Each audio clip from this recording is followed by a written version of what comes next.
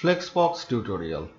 So from this tutorial we are going to know about a new kind of property used in CSS which is known as Flexbox. Now what is this Flexbox?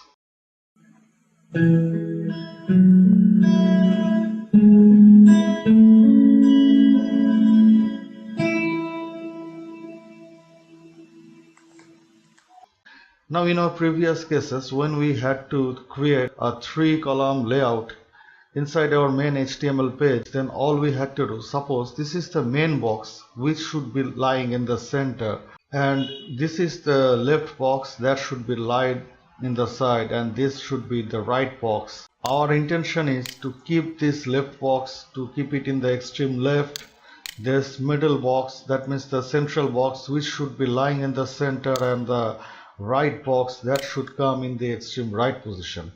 Now in doing so, the basic thing that we have done here so far, we have created a main wrapper that will wrap all these 3 child elements inside. Then we have created this left box, this central box, and this right box.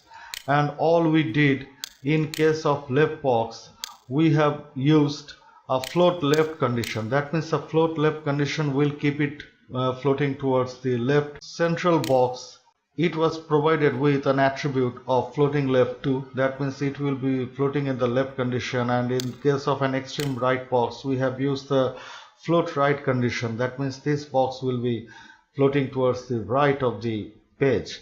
And that is how all we did, we just aligned all these 3 boxes into a particular horizontal line, and we have assigned their respective orders that were executed in the template. So this is the thing that we could have seen in our previous cases. Now the problem is, in this situation, all we had to do, we had to create some more coding, some more attributes, such as to keep these boxes floating left or right, or this sort of things. But using a Flexbox, it makes us more easier. We will be getting the same display as we can see over here, but moreover there are some added features, and those features are to be discussed in this and the coming up tutorial. Today is the first part of this main tutorial, so stay tuned. If we have a look into our final product, then this is the final product that we are going to observe. This blue box, it is now getting enhanced, it is now getting thrice the size of the other boxes used over here. And despite of their irregular contents, you can see that there are more contents over here. If you see into the contents, this is the contents, it is a lot. Then comes another content, it is quite a small one. And then comes another content. But despite of the amount of contents inside these boxes, still we can see that all of them are practically grabbing an equal height over here. But in case of using the common CSS approach, we can see that with the growing tendency of these contents, with the growing nature of these contents, those are not practically getting any equal heights. See it over here yourself. This is the first one. It has a shorter height. This is the second one. It has the relatively a bigger height, and this is the least of all the contents, and that is why it is getting the shortmost height over here. So irregularity inside those contents and irregularity into the heights of the divs. But this is not the actual case that should have been encountered. As we can see, all of them are practically getting an equal height. So this is the scope of another tutorial. First of all, let's learn how to create those 3-column layout that we are going to witness in this tutorial. Now if we just look into our project, we can see that this is practically the HTML that we have used in creating all these 3 divs. This is the index.html, the first case, where we have wrapped everything inside a common div which is known as mother wrapper. And then we have called in all those 3 child elements accordingly. As we can see that this is the left box, first of all, this is the central box, and this is going to be the right box. Now if we get back into style sheet.css, we can see that this is the case which is observed in case of mother wrapper, which has all these attributes. Here comes the width 1000 pixels, and we have settled them into a margin 0 auto condition. That means everything inside those will be practically lying into the central position no matter what it is. And then comes the left box, where we have used this attribute which is known as float left to keep the box floating into the left position. And then comes the right box. We have kept here the box into a float right condition, and a central box where I have kept it into the float left position. And we have used a clear fix option over here such that floating gets cleared in both sides of a block element. So these are the things that we have used, and as a result, all we can see, this is practically the result that we have learned so far from our previous CSS tutorials. Now this is the mother wrapper, and inside this mother wrapper I am using this particular term, display flex. Another thing, in our previous cases when we have learned CSS tutorial, we always try to bind our contents inside a common div which has a width of 1000 pixels. Now this is practically has a definite meaning. In our previous ages, in earlier of this decade, we have seen that 1024 by 768 pixels monitor dimension was a common thing and a major percentage to be used in worldwide users, and that is why in case of desktop application, we have used that particular div as a threshold value, and we have kept our contents inside the 1000 pixels div. But this is the age of mobile responsiveness, and if you want to create some mobile responsive website, then the first thing is, all you have to do, you have to lift up this kind of width specification.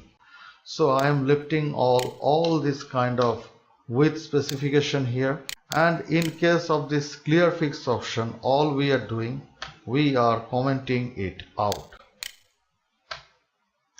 Now we have created a display flex option into the mother wrapper. That means the main div, the main block element that is wrapping everything inside.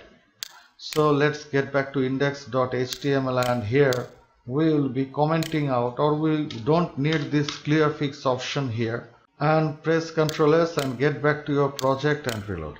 Now we can see that with the usage of a particular term, display flex, we can now create that 3-column layout, that 3-column structure that we are intending to build, that we have built previously with the aid of CSS. Now we are building it with the aid of CSS plus Flexbox, and you can see that already that equal height option is present into your web structure. Now if you want to have a particular proportion, such as this blue box, it will be thrice in size than the other two boxes. Now in this particular case, now we are going to use the term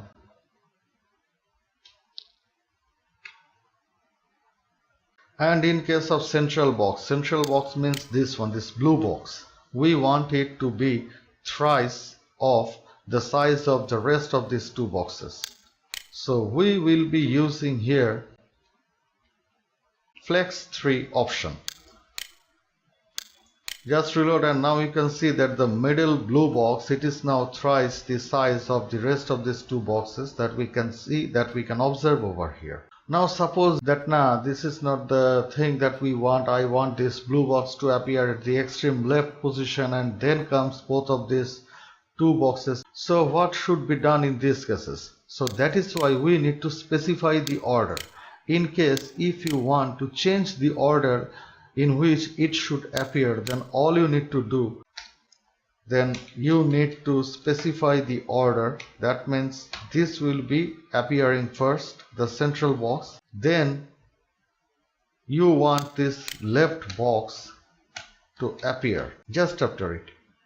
So it will be of order 2, and this is the right box which will be appearing in the next order. So what we have done here, we have provided a display flex option in the mother wrapper that has wrapped everything inside.